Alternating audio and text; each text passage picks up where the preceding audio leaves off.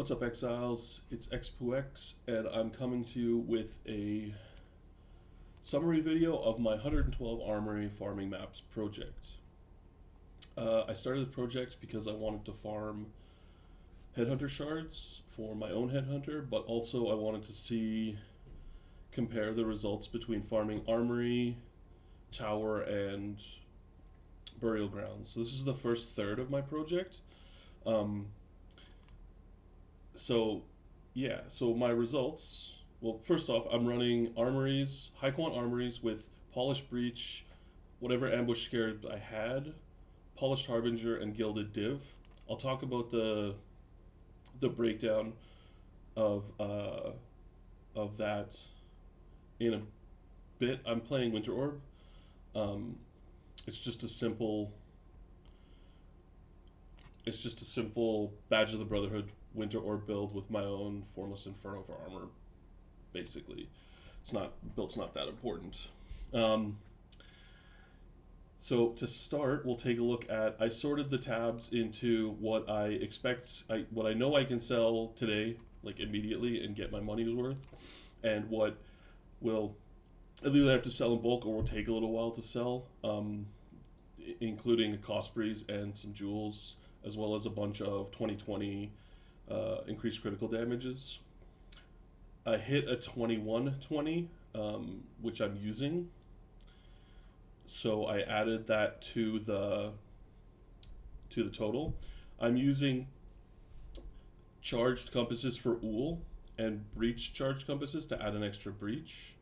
You could use a Gilded Breach Scarab, but to me, paying 1C versus paying 8C, like 7 Chaos for 1 Breach, just didn't seem like good value to me.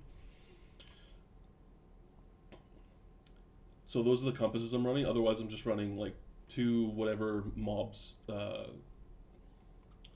whatever pack size sextants I can roll myself. I'm using what are these even called? How's the trail? I'm using surveyors Got my eye on you. on every sextant I roll that I don't want to keep, and then selling the profitable ones. I think we probably hit like 70, 80 chaos total, and just compasses alone from hitting like gilded and stuff like that. I don't have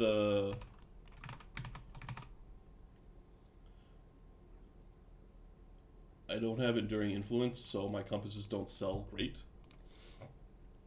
So if we take a look at our results, both dump tabs, we have 74.3x total profit. Not profit, sorry, gross profit. And we can break it down a little bit before I talk about costs. We ended up with 97 patients, which is just 1 patient over a doctor and a half.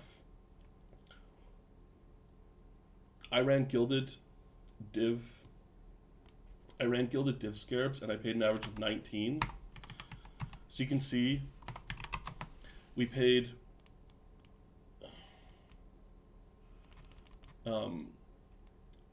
just north of 14 exalts for the Scarabs alone, and ended up with 16 exalts from patients, so only a 2x profit. The first time I did this, I've made this video multiple times. The first time I did this, it was scuffed. I didn't have a fully unlocked atlas or anything like that. I didn't like the results. I ended up with 67 patients, but I was using polished divs, which are way cheaper. And if we look, polished divs in Xylence are 6. I would say you're going to pay between 7 and 8, so like 7.5 times 112 was 5.6 exalts investment, and 67 patients.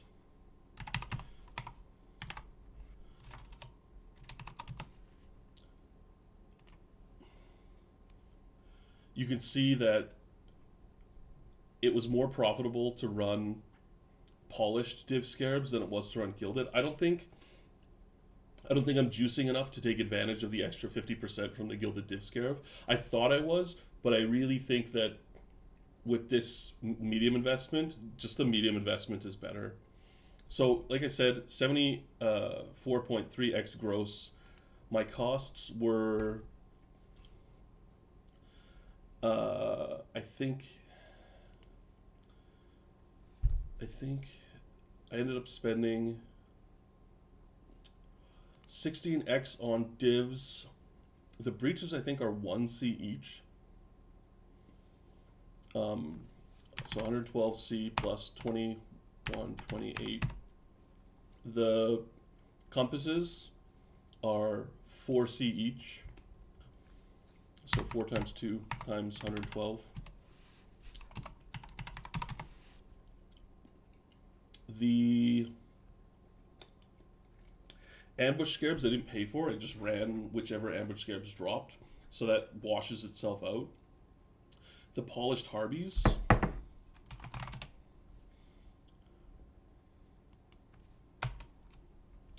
were it's right here. If we go on 8,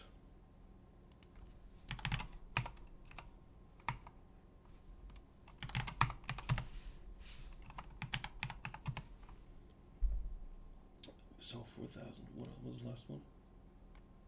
Harbies. The breach scarabs, like I said, they were like a chaos each.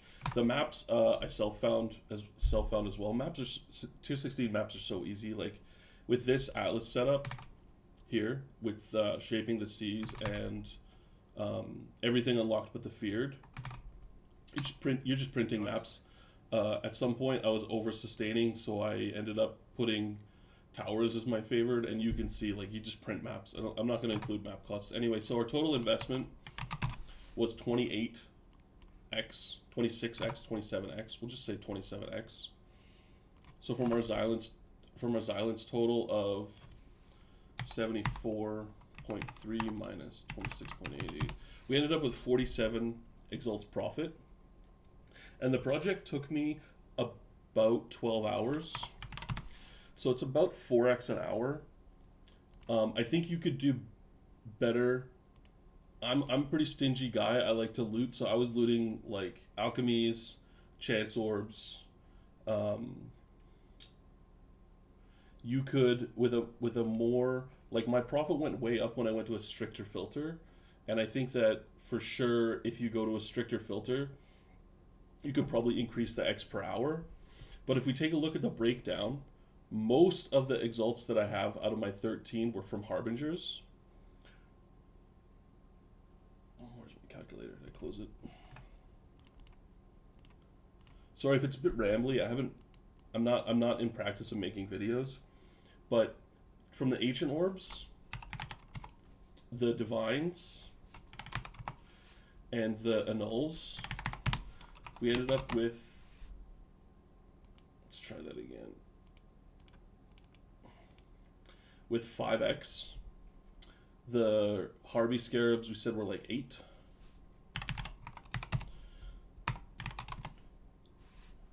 So the Harvey scarabs were almost paid for just by the ancients, the divines, and the annuls themselves. It's not including all the chaos orbs, chaos shards, and as well, I only got 5 raw X. So the rest of these exalt drops are from Harbingers, which are pure profit. So if you say that I got 8x profit from Harbies are just with the Harby nodes, Ominous Arrival, First Wave, and Unbreakable Offense. The Harbies are just pure profit. I don't know about running gilded Harvey scarabs, but polished Harvey scarabs, you put them in anywhere and they're pure profit. I was running with Fortunes of the Brave and Shaping the Valleys for pack size. And I ran 112 because I wanted 4 of each invite. That's where I figured like my breakpoint was. So that's why I made that decision. I ended up hitting quite a few simi mirrors. So I ended up with 3 simulacrums and like 139 shards. Yeah, like 139 shards. The rest is just currency and scarabs. From the boxes, I ended up hitting 4 Saints Treasures, 2 Hoarders, and 2 Undaunteds. I don't even know if the Undaunted is worth that much. Not really. But 4 Saints Treasures and 2 Hoarders. I don't like the boxes myself, and in the future, I'm not going to do boxes.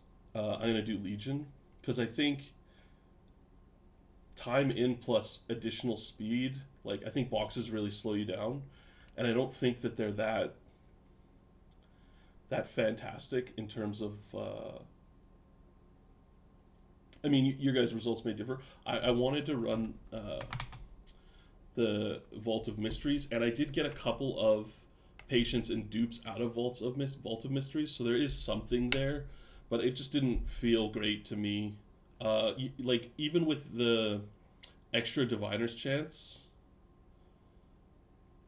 the double Diviner's Chance, I just never felt like I felt like I was seeing 5 times as many operative strong boxes as I was diviner strong boxes.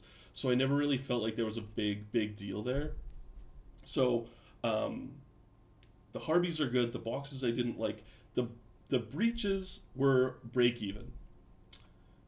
I calculated out including the one enriched stone, by the way, out of all of the breaches I did, which was a lot of breaches, and within their grasp, I got 1 enriched stone. Why I chose Ul Natol is because Ul Natol is the most valuable for the least expense. I didn't want to pay all up front for all the Chayula, because I did want to keep the cost down, even though it was 26 or 25x for the cost. So that's why I did Ul Natol. Ul Natol breaches felt like, with the pack size, they just felt jam packed with monsters, and with the compass, with the Ul Natol compass, there's so many clasped hands, and I actually got quite a few patients from clasped hands. I would say a third of my patient drops came from breach monsters. I don't know if that's because there's like a hidden quant modifier on breach, or if that's probably a conspiracy, but or if it's just because there's so many breach like when you do 4 breaches a map, 3-4 breaches a map, like the amount of pack size, and Armoury is actually a pretty good breach map. Even though it seems like it wouldn't be, it actually ends up being a pretty good breach map, as long as you get decent spawns. Like, sometimes you get it to spawn in the corner of the boss room and it sucks, but more often than not, you'll spawn it in like the corner against a wall, and then you'll run around and get basically a full wide open map breach. So for high value drops, we dropped an Empower, some Simmies, the Invitation, the Ul Natol's Breachstone, obviously the big deal. We got a Dragon's Heart. I got a Dragon's Heart in my last project as well. That's like 1 card that dropped, so do with that what you will. We got a Call of the Brotherhood and a Cospreys for uniques, which, great, right? A bunch of orbs, a bunch of deli orbs, more than I expected. And actually, when I do my towers, I'm considering just chalking a deli orb on those maps, just to run them 20% delirious, but I'm not sure if I'm going to do that. 2 winged scarabs that aren't worth much. Quite a bit of Eldritch currency. When I was doing my shrines, what are they called? Altars. I prioritized bosses drop Eldritch currency, like additional Eldritch currencies. And I ended up with quite like 7 Exalts, 14 Chaos, and 11 Annuls. It feels like when you put the bosses drop the currency, there's a much higher chance for them to spawn the rarer versions. And these are actually worth quite a bit, I think. So almost 4x in Eldritch currencies. It's including Elder Scarabs in there for some reason, but whatever. So for for alters, I took Quant first, Bosses drop Eldritch Currency second, Basic Currency, Monsters, Eldritch Currency, Monsters, and then Scarabs in that order. I think we ended up with like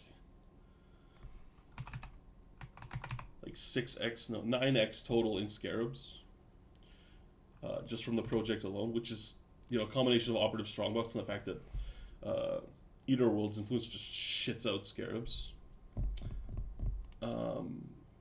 Anything else? A couple of boss maps. These aren't being calculated accurately in the total because Xylence doesn't calculate the fact that, like, Brands are going for 25 and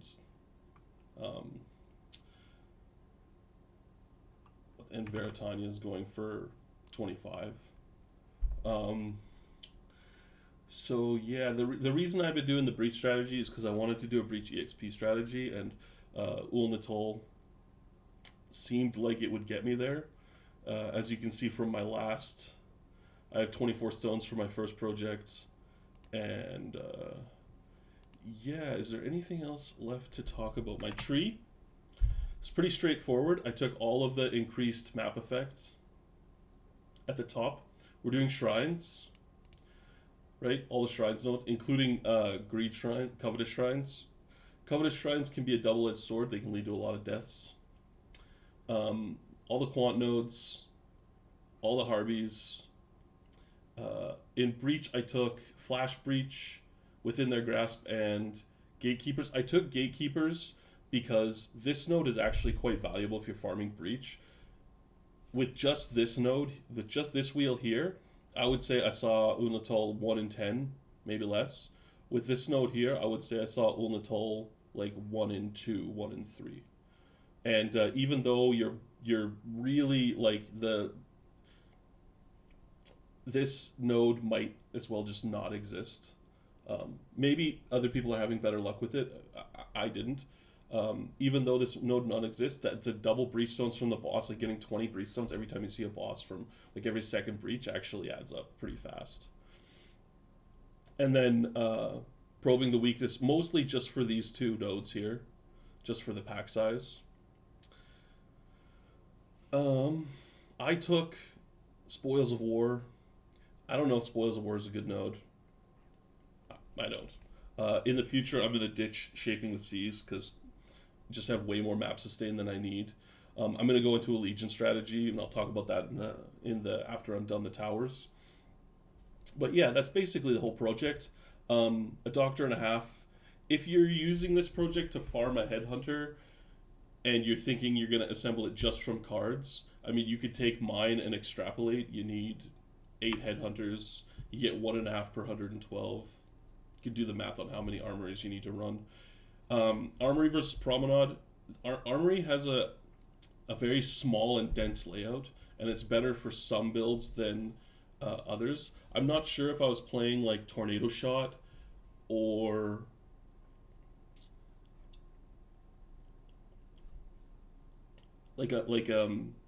any build like Freeze Pulse that has problem with doors, that I would run Armory, because there's a crap load of doorways in Armory.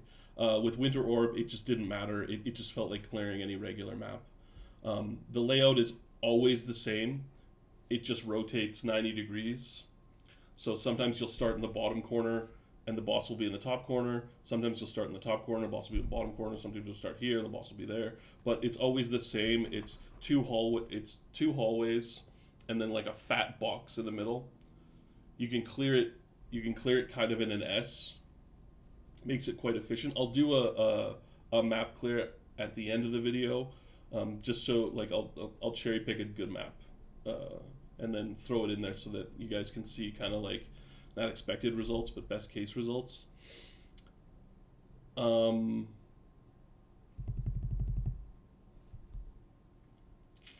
Yeah, that's it. That's just the summary. That's just the currency. The 2 tabs. This is all the stuff I think will take a long time to sell. This is all the stuff I think I could sell today. As I said, 50 whatever X profit. You can see all the first page drops, really. Anything worth 10C or more. from my results. When I proc a deli mirror, I just kill everything and then loot afterwards, which kind of slows you down. Probably why it took me a bit longer to clear maps than maybe somebody else. Also, I'm not super speedy player, and my build's not that tanky. So yeah, I encourage anybody to do Armoury. It's a great map. It's a great layout. It's underrated. You can pick up the maps for a chaos if you can't sustain them. The way I rolled my maps is quad chisel, reroll. I re-rolled until I got 25% pack size. Didn't look at the quant. Didn't look at the rarity. None of that. Just re-rolled until I get 20 pack size, and then I would corrupt them, and then run them. I could have cherry picked higher value maps. I could have always, like, if the corruption went bad, I could have just thrown it away. I had enough maps that I could do that. So you could do that too. So you always have 25% or higher pack size. Or you could just set Armoury as your favorite and only run 8 mods. That's totally a strategy you could employ too. Not something I did. I just wanted it to be fast. Honestly, I just really wanted to get to farming because I'd really like a Headhunter. This is the first time I've ever gotten close. So yeah, I will be. If there's interest, I can stream the towers and the burial grounds. Just let me know either in the thread or in the video if you'd like to see that, and you can go follow me on my Twitch at twitch.tv/xpoox_. I don't stream regularly, and but if there's interest, I absolutely don't mind streaming and chatting about the strategy or about currency strategies or about the stupid build that I'm using. So yeah, thanks for watching, guys.